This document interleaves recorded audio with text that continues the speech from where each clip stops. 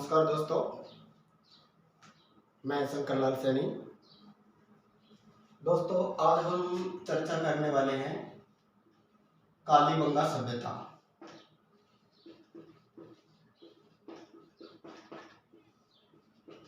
दोस्तों, ये है सभ्यता राजस्थान के अंतर्गत जो घग्गर नदी है उस घग्गर नदी के किनारे मिली है। और घग्गर जो प्राचीन जो सरस्वती नदी है उसके स्थान पर बह रही है।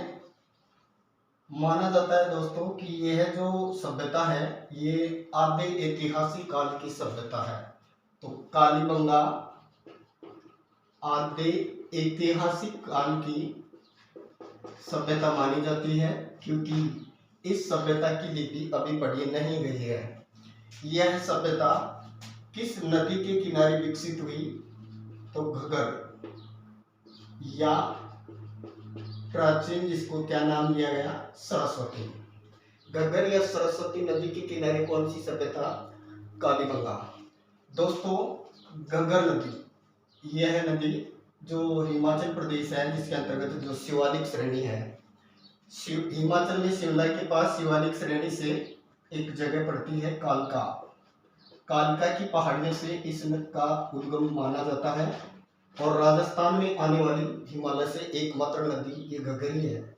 ये जो घग्गर नदी है ये राजस्थान का जो हनुमानगढ़ जिला है उसके टीबी नामक कस्बे से प्रवेश करती है, फिर तलवाड़ा झील को बढ़ती हुई इसी के किनारे भटनेर है, फिर कालीबंगा और पीलीबंगा दोनों सभ्यता स्थल है। इसके बाद में ये कहें कि ये हनुमानगढ़ से बहती हुई फिर ये श्री गंगानगर के अंतर्गत चली जाती है। और श्री गंगानगर का अनूपगढ़ और सूरतगढ़ जो शहर है वो इसी के किनारे बसा है, जो वर्तमान में जो जिले के अंतर्गत सुर्खियों में है। तो सूरतगढ़ ये कहें कि अनूपगढ़ किसके किनारे बसा है? तो अनूपगढ़ किस नदी किनारे आ जाएगा? घग्गर नदी के किनारे बसा हुआ शहर है। दोस्तों, कालीबंगा जो सभ्यता, ये कालीबंगा जो सभ्यता है इसको नगरीय सभ्यता माना गया है। कालीबंगा एक नगरीय सभ्यता मानी गई है। कालीबंगा का जो उत्खनन है ये उत्खनन 1961 से लेकर 69 तक चला है। कालीबंगा के लिए कहें कि इसका जो उत्खनन कर्ता के लिए अगर बात की जाए तो कालीबंगा का उत्खनन कर्ता में बीबी लाल और बीके थापर का नाम प्रमुख आता है।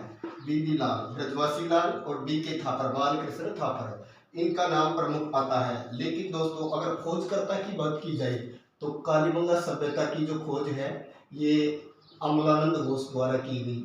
अमलानंद घोष द्वारा की गई। और कब की गई? तो 1952 में की गई। बात करें ये जो कालीबंगा है इसकी खोजकर्ता अमलानंद घोष है, उत्खननकर्ता बीबी लाल और बीके थापर है। उत्खनन 61 से 69 नगरीय सभ्यता थी। कौन से काल की थी? तो आधे ऐतिहासिक। किस नदी किनारे? तो घग्गर नदी किनारे। और घग्गर का उद्गम कालका की पहाड़ी। और ये कहें कि ये जो घग्गर नदी है इसी को हकरा भी बोलते हैं, सोत्रा भी बोलते हैं, नट नदी भी बोलते हैं, इसी को मृत नदी भी बोलते हैं, डेड रिवर भी बोलते हैं। इसे राजस्थान का शोक भी कहा गया और इसे पाकिस्तानी क्षेत्र के अंतर्गत हकरा भी कहा जाता है। दोस्तों, याद रखिएगा यही एकमात्र नदी है राजस्थान की जो अंतरराष्ट्रीय सीमा को भी पार कर जाती है। माना जाता है कि ये सबसे लंबी अंतःप्रवाही नदी के तौर पर जानी जाती है घग्गर नदी। फिर बात करें दोस्तों, कालीबंगा का उत्खनन हुआ तो यहाँ से क्या मिला खुदाई के दौरान? तो सबसे पहले बात करें घर। तो कालीबंगा के जो घर मिले हैं, कालीबंगा के जो घर मिले हैं ये घर कहें कि जो सड़कें हैं वो एक दूसरे को समकोण पर काटती मिली हैं। और ये कहें कि ये जो घरों के जो दरवाजे हैं ये गली की ओर या पीछे की ओर खुले मिले हैं।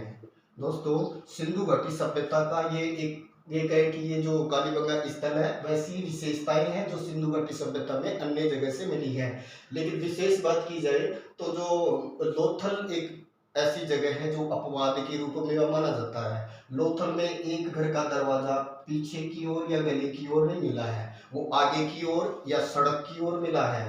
तो वो कौन से स्थान की बात है? वो लोथल की बात है, जो कि कहाँ से संबंध रखता है? गुजरात क्षेत्र से संबंध रखता है। सड़कें समकोण पर काटते हुए घरों के दरवाजे ये पीछे की ओर या गली की ओर खुले मिले हैं। घास फूस, बांस बल्ली, मिट्टी वगैरह से, कच्ची ईंटों से ये लोग अपने घरों का निर्माण करते थे। कच्ची ईंटों से निर्माण के कारण ही कालीबंगा को एक नाम दिया गया था, दीनहीन सभ्यता। तो दोस्तों याद रखिएगा, कच्ची ईंटों के निर्माण के कारण कालीबंगा को क्या कहा गया, तो कालीबंगा को दीनहीन सभ्यता कहा गया। फिर बात करें दोस्तों दशरथ शर्मा। वैसे पिगट महोदय ने ये कहा कि हड़प्पा और मोहनजोदड़ो, हड़प्पा व मोहनजोदड़ो सिंधु सभ्यता की जुड़वा राजधानी या दो राजधानी। लेकिन दोस्तों याद रखिएगा, एक विद्वान हुआ है दशरथ शर्मा। दशरथ शर्मा ने ये कहा कि ये जो कालीबंगा है ये सिंधु घाटी सभ्यता की कौन सी राजधानी है, तीसरी राजधानी मानी गई है। किसके अनुसार, दशरथ शर्मा के अनुसार कालीबंगा को क्या कहा है उसने, सिंधु घाटी सभ्यता की तीसरी राजधानी कहा है। यहाँ के उत्खनन से जो घर मिले हैं, घरों के जो फर्श मिले हैं, ये दोस्तों याद रखिएगा, ये फर्श कैसी ईंटों के मिले हैं, अलंकृत ईंटों के। अलंकृत का मतलब होता है सजावटी ईंटों का प्रयोग किया गया है। इसके अलावा बात करें दोस्तों, यहाँ लकड़ी की क्या मिली है, लकड़ी की क्या मिली है, नालियां मिली हैं जो गंदे पानी के निकास के लिए बनाई गई थी। तो गंदे पानी के निकास के लिए लकड़ी की नालियां यहाँ मिली है। इसके अलावा बात करें दोस्तों कि ये जो सभ्यता स्थल है, यहाँ से ऊंट की हड्डियां मिली हैं, ऊंट की क्या मिली है, हड्डियां मिली है यहाँ से। कौन सी जगह से, तो कालीबंगा से। इसके अलावा यहाँ से युग्म समाधियां मिलती है। युग्म समाधियां ये विशेषता लोथल की भी है, कालीबंगा व लोथल दोनों की है। इसके अलावा यहाँ अंडाकार कब्रें मिली हैं, अंडाकार। अंडाकार कब्रों को एक विशेष नाम दिया जाता है, कई बार पूछा जाता है, ये चिरायु कब्रें। कालीबंगा से जो अंडाकार कब्रें मिली है उन्हें क्या कहा है, चिरायु। एक बात करें दोस्तों, युग्म समाधियां की यहाँ से अवशेष मिलते हैं। इसके अलावा घरों के बाहर चबूतरे मिले हैं, घरों के बाहर क्या मिले हैं, चबूतरे मिले हैं। और चबूतरों के ऊपर क्या बने हुए हैं, अग्निकुंड, अग्नि वेदिका या अग्निकुंड या हवन शाला या हवन वेदिका बोल सकते हैं जिसको। तो अग्नि वेदिकाएं बनी हैं जिनकी संख्या कितनी है, 7। ऐसा ही उल्लेख और जगह से मिला है, लोथल से।